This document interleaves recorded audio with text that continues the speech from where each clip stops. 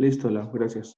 No te preocupes. Ok, entonces, ¿cómo vamos a distinguir la estructura de la boca? Básicamente, lo que tenemos es, ¿ok?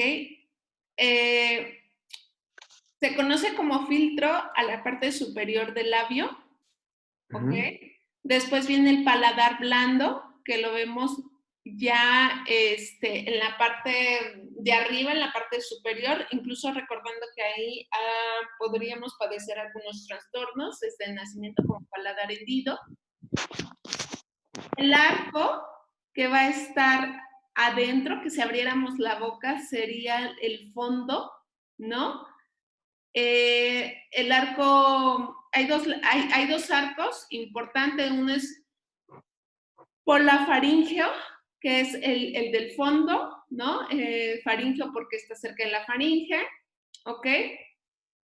Vemos también la pared posterior de la faringe, que ya es el fondo, que si tú abrieras tu boca sería como la pared que se percibe detrás, ¿no? Tenemos los dientes que son los incisivos, muy importante, incluso recordando que tener una buena salud bucal nos estaría previniendo de infecciones dentro del tracto digestivo, ¿ok?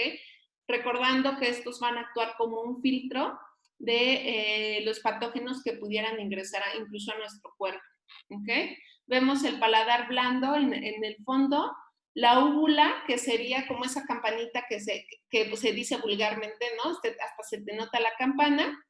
El Ujú. istmo de las fauces, que sería, si otra vez, si abríamos la boca, ese arcos que se forma al fondo, las amígdalas, que en realidad son como ese plieguecito que vemos al fondo, que se hace como una segunda capa, que lo podemos percibir, que cuando nos enfermamos de cuestiones respiratorias es lo primero que nos revisan, ¿no? Y que luego las vemos incluso llenas de puntitos y demás, dependiendo de la infección que tengamos. La lengua, el vestíbulo que va a ser entre la encía y los dientes, la encía que sería la parte inferior, y el suelo de la boca, que si levantáramos la lengua, sería como este plieguecito que vemos en el fondo, ¿vale? Esto es Ujú. importante porque recordando que la cavidad bucal, ¿ok? Es donde vamos a empezar a percibir todos los alimentos que ingresan a nuestro cuerpo. La boca se encuentra rodeada por unos pliegues de la piel llamados los labios, que son los que todos conocemos, y aquí las van a encontrar los dientes, cuya función es cortar, trozar, triturar alimentos y vuelvo a decir, ¿no? También actúan como filtros. De hecho, por ahí cuando llegamos a tener pues una salud bucal no adecuada, ¿no? Si llegáramos a tener incluso pacientes, colaboradores, donde vemos que su salud bucal no es adecuada, van a estar presentando incluso algunas infecciones estomacales y demás. La lengua es la que va a estar rodeada de todas las papilas gustativas y de acuerdo al sabor que vamos ingiriendo es donde se van a ir detectando, ¿ok? Ujú. Para desembocar en lo que conocemos, que son las glándulas salivales.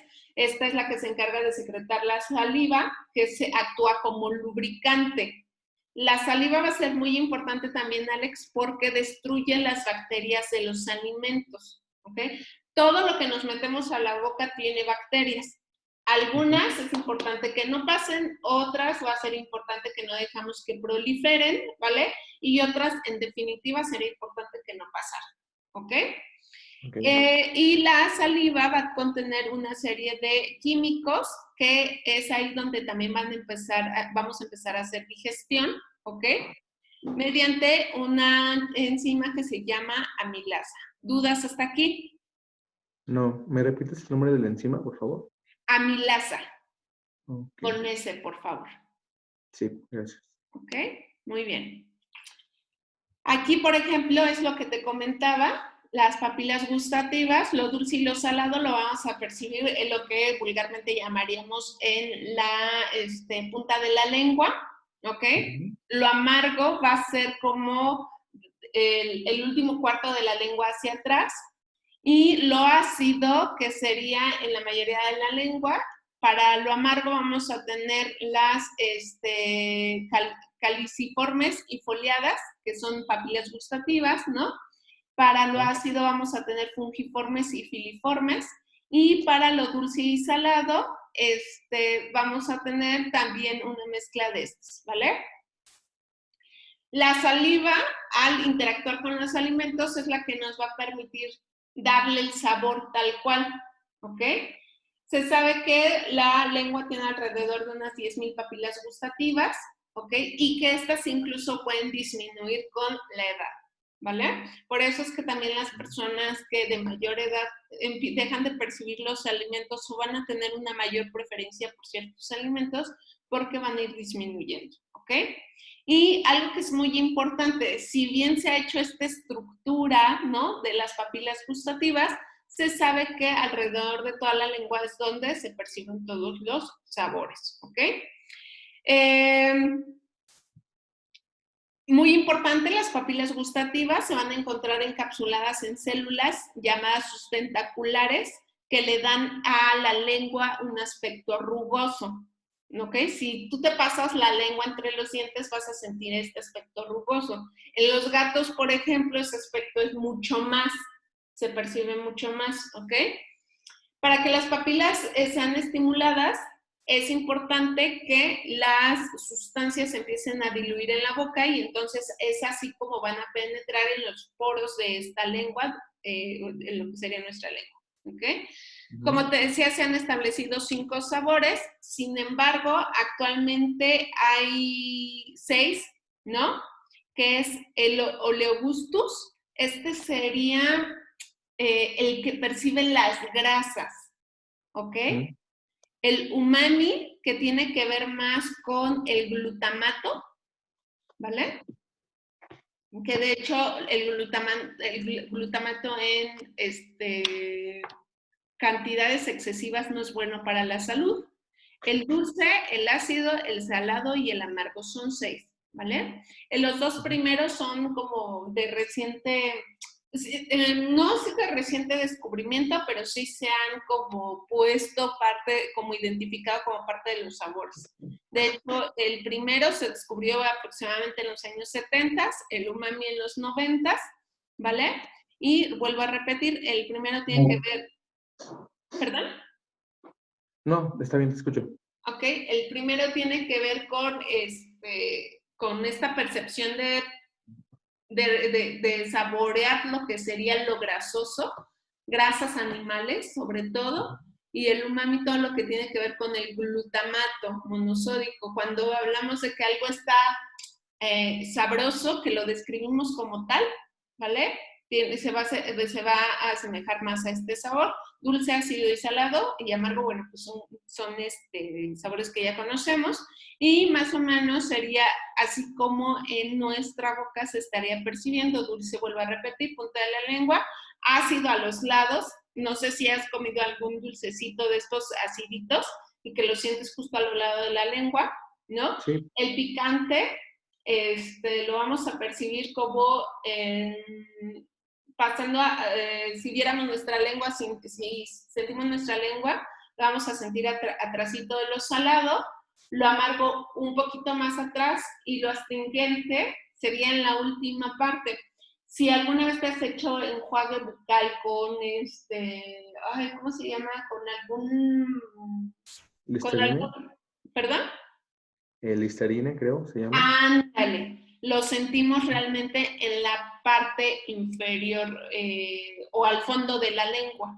¿Por qué regularmente hacemos estos lavados cuando tenemos alguna infección? Justo porque pega más con las amígdalas, ¿vale? El salado lo vamos a percibir algunas veces en la punta de la lengua, pero también puede ser a los lados en el fondo, ¿ok? ¿Dudas hasta aquí? No, ninguna. Ok, muy bien. Algo que es importante dentro de la física gustativa es que la percepción de los sentidos químicos, ¿ok?, se realiza con un escaso estado de conciencia. O sea, realmente no le prestamos como mucha atención a esto. Por lo que es importante que se cuenten con las sustancias apropiadas y concentraciones y condiciones de control requeridas para hacer las investigaciones, poniendo en contacto directo con las moléculas que hemos de detectar con nuestros receptores químicos del gusto y del olfato. Es decir, vuelvo a repetir, la parte de la investigación del sentido del gusto no lo podemos investigar si no es en equipo con el sentido del olfato. ¿Ok? ¿Dudas hasta aquí? No, ninguna. Muy bien. ¿Me regreso? Sí, tantito, por favor. Ok. Listo, gracias. Siguiendo con esta parte de la psicofísica gustativa, es decir, hacia dónde o de qué manera se capta el gusto en nuestro cerebro, una vez que se hace como esta traducción de la información, ¿no? Química, llega a nuestras neuronas para alcanzar las áreas corticales del gusto. Si lo ves aquí en el cerebro, es una partecita súper pequeña, ¿okay? Aquí te lo está marcando con el gusto, ¿vale? Si te das cuenta, como habíamos dicho, el olfato básicamente entra casi entra directo al cerebro y el gusto se encuentra por esta parte superior. Es una parte muy pequeñita la que se ha asociado a esta cuestión del gusto y lo vamos a ubicar en la cortical primaria, en la corteza frontal insular, ¿ok? Y en la opercular, siempre recordando que estamos hablando de la parte más evolutiva de nuestro cerebro, que es nuestra corteza, ¿ok? La orbitofrontal y la caudolateral. Si lo viéramos caudolateral sería hacia atrás, pero básicamente es esta partecita, ¿ok? Todo esto serían, todas estas áreas van a ser las responsables de la percepción consciente del gusto, ¿ok? Es importante que siempre le demos, o las personas siempre le vamos a dar una etiqueta a estas sensaciones que tenemos para almacenarlas en nuestro repertorio cognitivo, recordando que la parte cognitiva es la que nos permite aprender y conocerla y reconocerla en futuras detecciones del sabor, ¿vale? Tú claramente ya sabes cuáles son los alimentos que te gustan, cuáles son las que no te gustan, porque lo has ido etiquetando a través de la experiencia. ¿Ok? Muy bien. Algunos trastornos del gusto, del sentido del gusto. Esto es importante para nosotros como psicólogos, porque finalmente siempre estamos interviniendo. La ageusia, ¿ok? Es la pérdida o reducción del sentido del gusto a causa de enfermedades de la lengua, ¿ok? La disgeusia, enfermedad que nos hace confundir los sabores de los alimentos y las bebidas. Si bien este no es un trastorno, digamos, sobresaliente, porque en realidad solo hay una confusión, bueno, sí es importante que lo tengamos a la vista, ¿no? La hipogeusia se relaciona a la pobre capacidad de degustar sabores básicos y se le conoce como la pérdida del sentido del gusto. Esto puede ser, ¿no? Por alguna enfermedad asociada y esta puede ser como en un corto periodo de tiempo. La percepción fantasma del gusto, un sabor en la boca persistente y a menudo desagradable, a pesar de que no se tiene nada en ella. Esto, por ejemplo, se ha visto que lo padecen mucho las personas que tienen problemas, que puedan llegar a tener problemas en el hígado, reportan tener como un saborcito de metal, por ejemplo. Entonces se revisa toda la cuestión de la boca, también de la nariz, y no se percibe nada porque el problema es un tanto más interno, pero se está proyectando en la lengua. ¿Okay? El síndrome de la boca ardiente es un problema médico donde las personas experimentan como una sensación dolorosa de ardor en la boca. ¿Okay? No es el clásico que cuando te quemas la lengua te queda como un ardorcito, como que incluso vas sintiendo como si te ardiera. No, este es persistente y se ha identificado que es común en las mujeres mayores y mediana edad, ¿vale? Pero casi siempre que padecemos alguno de estos, es que haya alguna otra enfermedad asociada, ¿ok? Desde una infección en las vías respiratorias hasta una infección gastrointestinal. ¿Dudas hasta aquí? No, ninguna. Ok. Esta sería nuestra unidad 10. Vamos a ver ahora lo que es la somestesia. ¿Ok? ¿A qué te suena somestesia, Alex?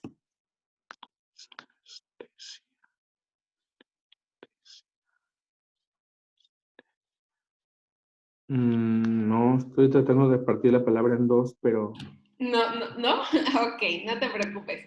por etimología, pero no me viene nada a la cabeza. No te preocupes. El sistema somatosensorial es aquel sustrato anatómico y fisiológico de la percepción de estímulos somáticos localizados en el cuerpo. Va a estar muy relacionado con la sinestesia, pero la sinestesia está más relacionada con las cuestiones de movimiento. ¿Ok? La somestesia tiene que ver más con cuestiones de piel. Y se han identificado 4 básicamente, que es el tacto, la propiocepción, la nocicepción y la sensación térmica. Vuelvo a repetir, está más relacionada con las cuestiones de la piel. El tacto es aquella que nos va a permitir percibir los estímulos mecánicos que pudieran incluso producir daño en nuestro sistema. ¿Ok?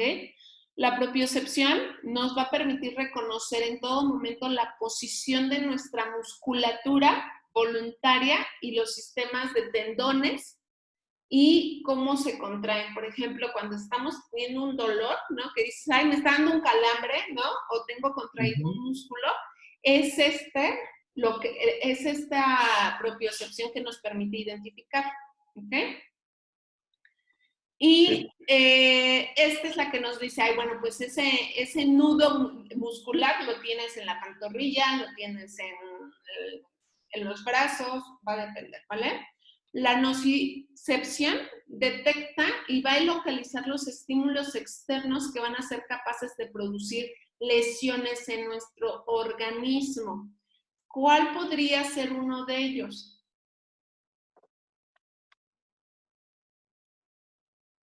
¿Podría ser algo que yo detecte que es capaz de producirme lesión en mi organismo? ¿Una infección? Una infección, particularmente, por ejemplo, cuando nos sale como un sarpullido en la piel, ¿no? Que nos avisa de que algo no anda bien. Es esta la que lo va a identificar. Por el tipo de manchas que se van presentando en nuestra piel y después viene esta cuestión de comezón, irritabilidad, incluso como ardor, podemos identificar que algo está dañando nuestro sistema. Puede ser desde algo muy como que te quemaste por el sol hasta incluso ya identificar alergias en nuestra piel. La temperatura ambiental, que sería básico, ¿no? Para estas cuestiones térmicas y mantener la homeostasis en nuestro organismo, ¿vale? Sí. El sistema somatosensorial, si lo viéramos por niveles, se va a organizar en 3. Uno es el receptor, que es el responsable de mandar las señales, de traducirlas, y se va a localizar en la periferia, ¿ok? Es decir, fuera de nuestro sistema nervioso central, que en este caso serían los mecanorreceptores de la piel.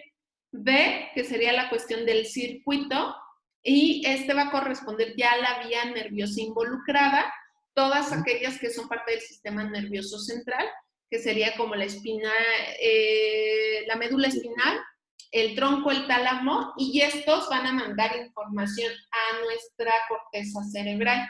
Aquí, por ejemplo, nos dice dónde podríamos estar teniendo un dolor interno, por ejemplo, ¿ok? Y la percepción, que es el constructo ya o la etiqueta que da nuestro sistema nervioso central a las sensaciones, ¿ok? Es cuando elaboramos ya que ya le podemos poner nombre como tal a lo que estamos sintiendo, ¿okay? O que incluso hemos detectado un cambio, un cambio dentro de nosotros o fuera de nosotros. Un ejemplo sería, no sé, vamos a seguir con esta cuestión de la piel cuando nos salen alergias, ¿no? ¿Cuál sería el receptor? Pues sería la piel como tal, cuando te salen estas, les llaman placas, ¿no? Por alergias, que regularmente son redonditas, pueden ser rojas, puede haber una inflamación en la piel. Después se manda esta información a la vía que esté conectada con el sistema nervioso central, y esta información se va a mandar a la corteza cerebral, que va a ser la que se encarga de darle la etiqueta, y entonces le podemos poner nombre a, pues tengo comezón porque tengo una infección o porque tengo una alergia a tal o cual alimento o tal o cual medicamento, que regularmente es por lo que más se dan las alergias, ¿vale? ¿Dudas hasta aquí? No. ¿No? Ok. La percepción somestésica proviene, más bien dicho, de la activación de una variedad de receptores periféricos que se van a distribuir en toda la piel, los músculos e incluso las paredes viscerales. Esta ya sería una cuestión más interna. Las distintas modalidades van a compartir las mismas vías y las estaciones de relevo para mandar la información generados en los receptores periféricos. ¿Qué es importante? Esta confluencia de las distintas modalidades en los varios puntos del sistema nervioso central hacen posible lo que conocemos como interacciones excitatorias o inhibitorias de tal o cual sensación o percepción que estemos teniendo, ¿ok? Y lo importante es que esto nos da la información para saber dónde podemos tener afecciones como el dolor crónico. Por ejemplo, las personas que padecen fibromialgia, artritis reumatoide, ¿no? Que tienen mucho dolor, ¿no? Pero ya es incluso un dolor generalizado. Entonces, esto nos permite identificarlo ya en la cuestión clínica y saber, por ejemplo, si tenemos un paciente que se queja de mucho dolor en articulaciones, ¿no? Tendríamos que revisar que no estuviera padeciendo de alguna artritis, por ejemplo. Va a ser muy importante porque al final nos indica dónde pudiera encontrarse el dolor. ¿Ok? Sí. En esta cuestión de estudiar los trastornos asociados, existen dos muy importantes, que es la sensación táctil epicrítica y la fotopática, ¿ok? La primera se va a encargar, la sensación epicrítica se encarga de toda la cuestión del tacto fino, ¿ok? De los receptores que tenemos encapsulados. Incluye la topognosia, habilidad para localizar la posición del objeto que se toca, ¿vale? Por ejemplo, si habláramos de una aguja, que es una cuestión muy, muy finita, ¿no? Cuando hemos sentido, o incluso nunca te has astillado con alguna, de estas, algo, sí. por ejemplo, de las que tienen los nopales, ¿no? Que son muy finitas. Lo que entra ahí en juego es justo esta sensación. A lo mejor no lo vemos, pero sabemos dónde se está localizado, ¿no? No, y se siente mucho, sí. Exactamente. O, por ejemplo, cuando nos picó algún animal muy finito, ¿no? No sabes qué te picó, pero sí sabes en qué parte de tu cuerpo lo pudieras encontrar, ¿ok? Esto también se debe a la sensibilidad vibratoria para sentir tal cual la vibración y discernir la frecuencia y amplitud de la misma, que es mínimo, si lo viéramos es como una onda de la sensación, que es muy pequeñita, pero que puedo saber exactamente dónde lo estoy padeciendo, ¿ok? Sí. Y tiene que ver con la capacidad también para discriminar como separados dos puntos que se tocan simultáneamente, y la esterognosia, habilidad para reconocer la forma de los objetos que se manipulan. Si nosotros nos cubriéramos los ojos y nos dan un objeto sin que lo viéramos por la forma, ¿no? Puedo más o menos identificar de qué se trata, y esta sería la esterognosia. Y tiene que ver con el tacto fino, ¿vale? ¿Dudas hasta aquí? Que lo utilizan, por ejemplo, mucho las personas que por alguna cuestión médica no pueden ver, ¿ok? Ok. Y la sensación protopática es la del tacto grueso. Esta nos informa en qué parte de nuestra región anatómica está siendo tocada, con muy poca capacidad de discriminar las propiedades del objeto. Por ejemplo, si a todos nos ha pasado, ¿no? Que llega alguien y nos cierra los ojos, ¿vale? Que incluso percibimos su cuerpo cercano a nosotros. Muchas veces no sabemos de quién se trata, pero sí sabemos que hay una cuestión que cambió en nosotros, que incluso tiene que ver con la temperatura o esta percepción de la piel, y sabemos que alguien está muy cerca de nosotros, aunque no podamos identificar exactamente de qué persona se trata.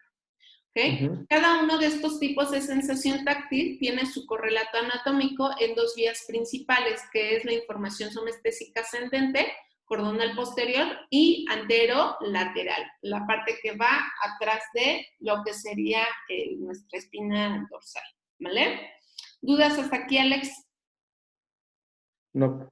No. Ok. En la vida diaria, esta información propioceptiva es recibida de una manera continua. Todo el tiempo lo estamos recibiendo, ¿ok? Y nuestro cerebro aprende a discriminar qué información le tiene que prestar atención y a cuál va a tener que discriminar y dejarlo un poquito de lado, ¿ok? Okay. Incluso nos ayuda a protegernos. Por ejemplo, a todos, no sé si te ha pasado cuando de repente llega un estímulo que te sobresalta y que incluso luego volteas porque es algo que no está esperado, te está avisando de que pudieras correr peligro, recordando que nuestro cerebro a veces no es como tan fino en estas cuestiones de que pudiera causarnos dolor y que no. ¿Ok? Sí. Sin las entradas propioceptivas seríamos incapaces de caminar, de manipular nuestros objetos, de mantener la postura e incluso de masticar, ¿vale? La ausencia total de propiocepción para el ser humano es incompatible con la vida autónoma del mismo, ¿ok? Las personas, por ejemplo, que han quedado paralíticas o parapléjicas, se sabe que muchas de ellas tienen una ausencia total de la propiocepción y es por eso que se vuelven completamente dependientes de los otros. La sensación del dolor y la temperatura sabemos que resultan fundamentales en nuestra vida. Todos sabemos que, o todos nos hemos quemado cuando acercamos la mano a la estufa, ¿no? Y al percibir esta sensación de más en nuestro cuerpo que ya está pasando en la primera capa de nuestra piel, vamos a sentir dolor y lo que hacemos es luego retirarnos para salvaguardar nuestra integridad. ¿Okay? Algo que es importante es que el dolor varía dependiendo de cada persona, porque tiene un componente emocional de procesamiento en niveles superiores. Esta parte del dolor es muy raro, pero también se han encontrado personas con trastornos, ¿no? Que no perciben el dolor y que incluso pueden estar arriesgando su vida. O sea, hay personas que literal pueden poner la mano en una plancha hirviendo y como no perciben el dolor, finalmente podríamos tener una quemadura de tercer grado, por ejemplo. Se conoce como ICD. No me acuerdo cómo se dice bien todo, pero básicamente es algo congénito. No se siente nada. Así es, o incluso podríamos estar hablando de que las partes pueden haber ya cuestiones neurológicas involucradas, porque al final del día quien te dice que hay dolor ahí, finalmente es el cerebro quien traduce esta información. Entonces, esto es muy importante. Las personas, por ejemplo, que a mí me ha tocado ver gente que se da toques, ¿no? Y que hay gente que luego lo suelta porque hay una reacción, hay un aviso a nuestro cuerpo de que eso que estamos haciendo no es lo correcto, ¿no? Que nos puede poner en riesgo, pero hay gente que no se suelta porque puede ser que su umbral al dolor sea más alto o porque hay alguna afectación, algún trastorno de fondo. Insensibilidad congénita, no me acuerdo la otra palabra. Ayer vi un capítulo ayer vi un capítulo en Doctor House. Ajá. Chava literalmente le hacen todas las pruebas de reflejo y no muestra reacción al estímulo. Y después House se da cuenta de que tiene un parásito en el abdomen, bueno, en el estómago. La preparan para cirugía, usa el bisturí y la abre. Y ella no siente nada, no. Ajá. Dice, ¿no la va a anestesiar? Dice, no, ella es, ¿qué? Es un truco de magia, no le va a doler nada. Y la abre y todo, y ella como si nada. Ujú. De hecho, por eso cuando nacen los bebés se hace toda esta evaluación, ¿no? Existen 2 test, particularmente se utiliza el ADGAR, ¿no? Para saber justo estas cuestiones. Les hacen evaluaciones de reflejo. Los reflejos siempre los reflejos están muy asociados a la supervivencia, ¿no? Cuando un objeto se acerca mucho al bebé, el bebé lo que va a hacer es como sobresaltarse porque está previniendo la coalición en su cuerpo, ¿ok? En algunos casos, cuando nace el bebé, de manera muy finita, se les pica en lo que serían las yemas para ver si hay una percepción del dolor. Y se ha visto, que tú me dices, puede ser congénito, pero también se ha visto que a raíz de algunos accidentes cerebrovasculares, las personas podrían estar perdiendo esta percepción al dolor. ¿Vale? Ok, si viéramos aquí tendríamos como un esquema básico de lo que sería la piel. ¿Cuál es su definición? Órgano superficial del ser humano que mide aproximadamente de 1.5 a 2 metros cuadrados. El peso aproximado alrededor de toda la piel es de 4 kilos en un adulto promedio. Sus características es que determinan diferencias en la piel de una misma persona por las cuestiones de melatonina, del color y demás, ¿vale? Incluso de qué tipo de piel se trate, si es de piel seca, piel grasa, etc. También se van a determinar diferencias de una persona a otra por color, por percepción, ¿no? E incluso decimos, hay gente que tiene piel de bebé, ¿no? Porque la tiene como muy finita, muy cuidada. Sabemos que otras personas, por las cuestiones incluso de acné, pues esto va a ir variando, pero la piel no es igual en todas las personas, ¿ok?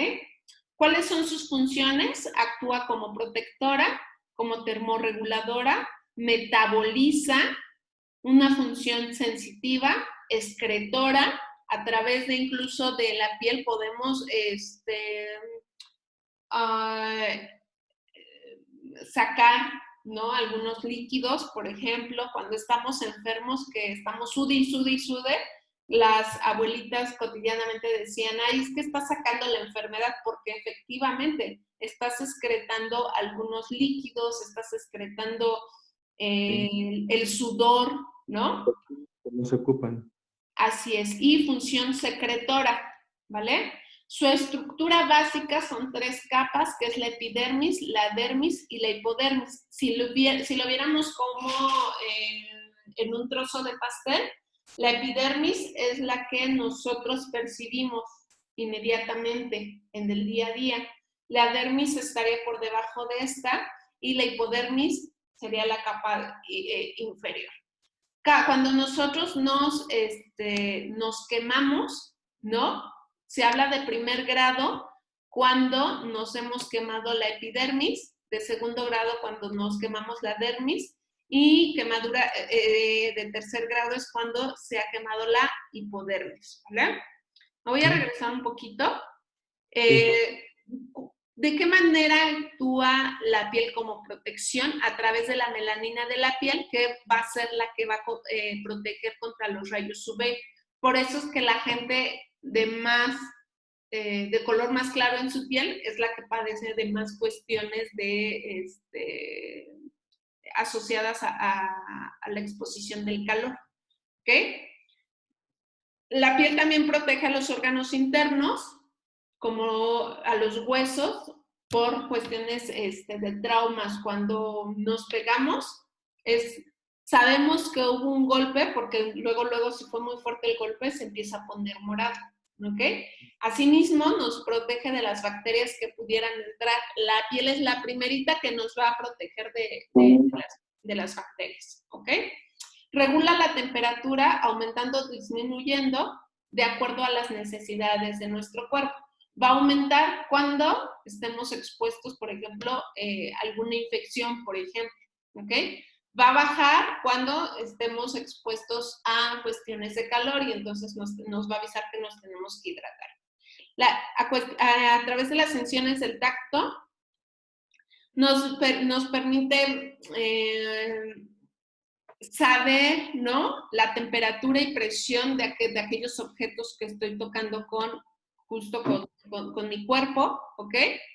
Y va a mandar una información a nuestro cerebro alertando de lo que alrededor podríamos estar percibiendo. No va a ser como muy claro, pero al menos sí nos permite decir más o menos cuál es el tamaño y cuál es la forma, ¿ok? Reacciona al calor, al frío, al dolor y al tacto. Tiene una cuestión endocrina. ¿Por qué? Porque nos permite sintetizar vitaminas como la D, que es la que absorbe el sol, más bien la que se nos brinda a través del sol, ¿ok? Se absorbe a través de la piel. De hecho, ahorita con esta cuestión de la contingencia, algo que se está recomendando es que, aunque estés en casa, salgas a darte lo que dirían vulgarmente baños de sol por esta cuestión de la vitamina D, ¿vale? Y justo ayer hoy en la mañana estaba leyendo un artículo de países, no recuerdo si fue Turquía, uno de estos países, que decía que justo la vitamina D se ha visto como ayuda a que esta cuestión del coronavirus no nos dé tan fuerte. Y la vitamina D justo nos las da estar en presencia del sol, que tendría que ver un poquito con esto que decían que las temperaturas altas destruían el coronavirus. No es que lo destruyen, es que finalmente es una vitamina que a nosotros nos ayuda a protegernos, ¿ok? Una cuestión excretora es a través de eliminar las sustancias residuales como la urea, el agua, el ácido úrico y el amoníaco. Las personas, por ejemplo, que padecen de ácido úrico, las vemos incluso porque tienden a hincharse muchísimo, ¿ok? Entonces lo excreta a través de la piel, pero finalmente con la simple vista los vamos a ver como muy, muy hinchados justo de la piel, ¿vale? Ok. La piel, si vemos la dermis, su estructura sería la siguiente: capa basal, estrato espinoso, capa granulosa, y capa córnea. Y aquí tenemos a los queranocitos, melanocitos, células de Langerhans, células de Merkel, que sería la primera capa, ¿ok? La segunda capa, que sería la dermis, fibras, células, elementos ya vasculares. Aquí ya estaríamos tocando incluso algunas venitas por ahí, elementos nerviosos, que ya cuando traspasamos esta parte podemos poner en jaque mate algunos de nuestros sistemas básicos, y anejos cutáneos, que sería, por ejemplo, el pelo y las uñas. La hipodermis ya es el tejido adiposo. Si nosotros abriéramos, cuando llegamos a esta parte, lo que vamos a ver es una capa un tanto gruesa de grasa, tal cual, que ya nos empieza a proteger un poquito más a fondo, ¿vale?